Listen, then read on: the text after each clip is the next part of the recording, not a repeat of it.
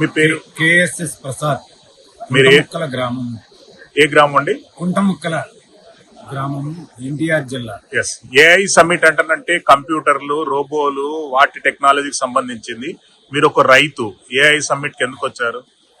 రావడానికి కారణం ఏంటంటే ఈ ఈ సమ్మిట్ లో వ్యవసాయం కూడా ఒక విభాగం ఉందని, దాంట్లో 16వ తేదీన వ్యవసాయం గురించి చర్చిస్తున్నారని నేను పేపర్ల ద్వారా వివిధ. మీరు కేవలం ఈ ఏఐ సమ్మిట్ లో పాల్గొనడానికే విజయవాడ నుండి ఇక్కడ వచ్చారు. ఎస్. అంటే ఏమేమి చూసారు ఇక్కడ సమ్మిట్ లో? స్టాల్స్ ఏమేమి చూసారు ఇప్పటి వరకు?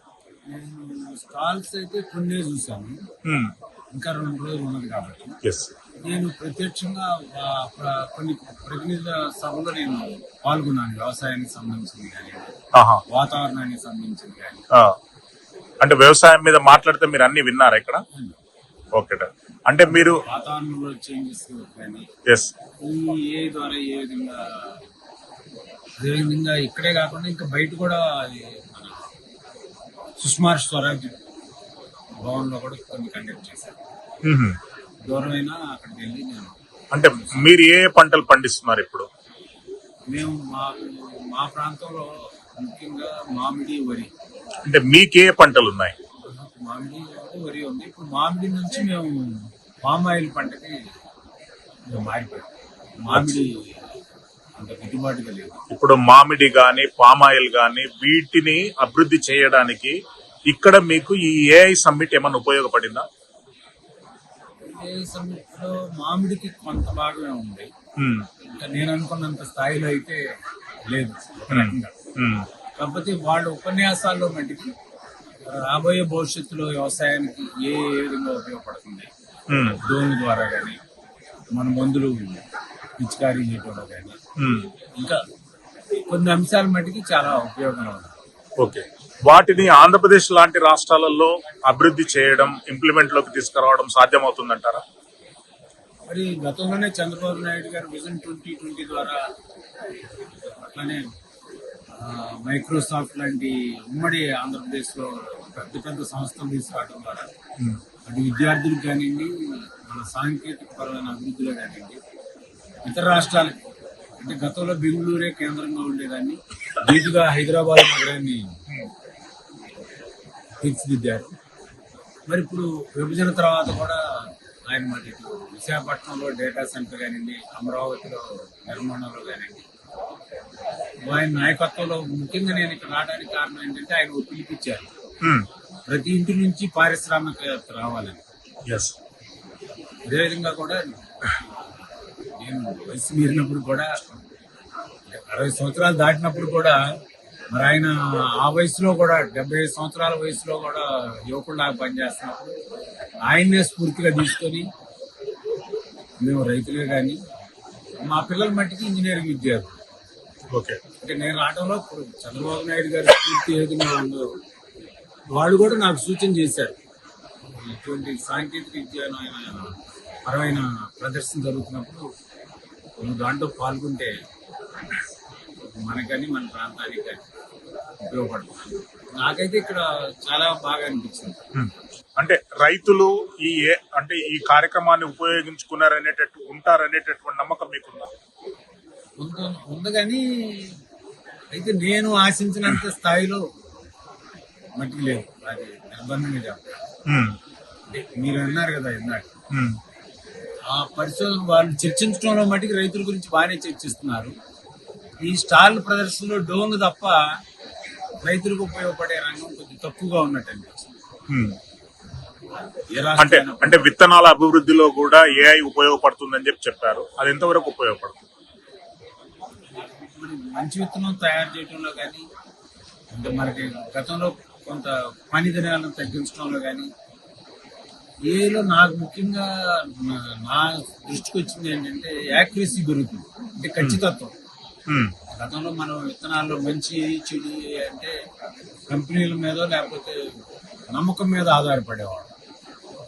ఇప్పుడు ఇది ఏలు మరి రకరకాల మనకి వచ్చినాయి కాబట్టి దాని ద్వారా, యంత్రం ద్వారా కానీ, ఏలో పొరపాట్లు నమ్మకం కన్నా కూడా మనకి ఖచ్చితత్వానికి ఎక్కువ అవకాశం ఉంది. ఎందుకంటే ఏలో కూడా ఒక మెషిన్ లెర్నింగ్ అనేది ఒక భాగం కదా. ఉమ్. అంటే ఇక్కడ యంత్రం సహాయంతో మనం ఆ నాణ్యతను పరిశీలిస్తున్నాం కాబట్టి మనిషి పొరపాటు చేయొచ్చేమో కానీ యంత్రం పొరపాటు చేయదంటారు. చేయడానికి అవకాశం లేదు. Yes. కాకపోతే ఆ యంత్రాన్ని మనిషి పొరపాటు చేపిస్తే సాంకేతికంగా యంత్రం తప్పు కాదు కదా. ప్రసాద్ గారు మీరు ఎంతవరకు చదువుకున్నారు? నేను డిగ్రీ చదువు డిగ్రీ చదువుకున్నారు.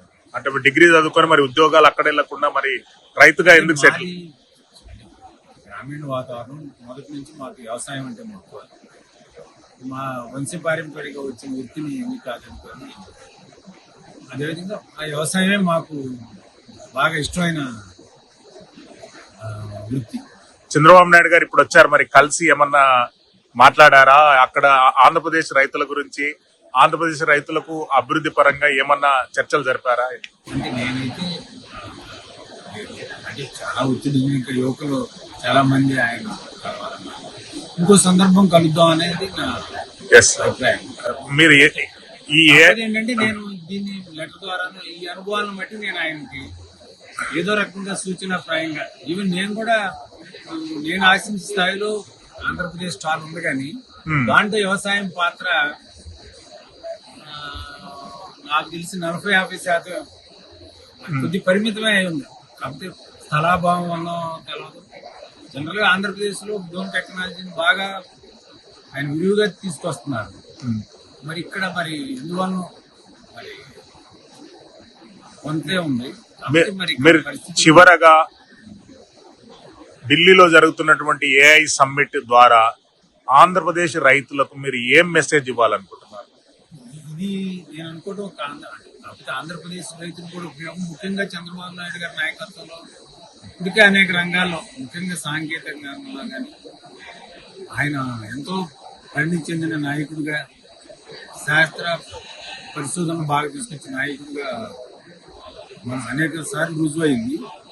మరి ఇప్పుడు ఆయన తీసుకొచ్చే ఈ క్వాంటమ్ టెక్నాలజీ అమరావతిలోది కానివ్వండి, వైజాగ్లోది కానివ్వండి, కానీ ఇటువంటి సదస్సుల్ని వినియోగించుకోవడంలో ఆయన మొదటి నుంచి కూడా భారతదేశంలోనే అగ్రగణ్యంగా నా అభిప్రాయం. మరి ఇది ఆయన నాయకత్వంలో ఈ ఆంధ్రప్రదేశ్ మరింత రైతులకి చేరువవుతుందని. కాకపోతే ఏంటంటే మీరు అన్నారు కాబట్టి ఇది సాంకేతిక పరమైనది కూడా ఎక్కువ భాగం మరి మన ఇంకా భారతదేశం వ్యవసాయం కానీ ఆంధ్రప్రదేశ్లో ఉంది కాబట్టి ఈ సాంకేతిక ఫలాలు రైతులు కూడా ఎక్కువ ముందు ప్రయోజనం అంటే ఎక్కువ శాతం ఉన్నారు కాబట్టి ఆ దిశగా ఆలోచిస్తే ఇంకా మంది ఆంధ్రప్రదేశ్ ప్రపంచంలో సాంకేతిక పరంగా కాకుండా అన్ని రంగాల్లో కూడా ముందుంది. ఎందుకంటే మన రైతులు కూడా చాలా ముందంజలో ఉండే చాలా మంచి మంచి భావాలతో రైతులు కూడా అలా భావాలు అన్నాడు అన్నారు కాబట్టి దానికి ప్రభుత్వం నుంచి సహకారం కానీ చంద్రబాబు గారి నాయకత్వంలో ఇంకా మరింత ముందుకు పోతుందని నేను 100% విశ్వసిస్తున్నాను.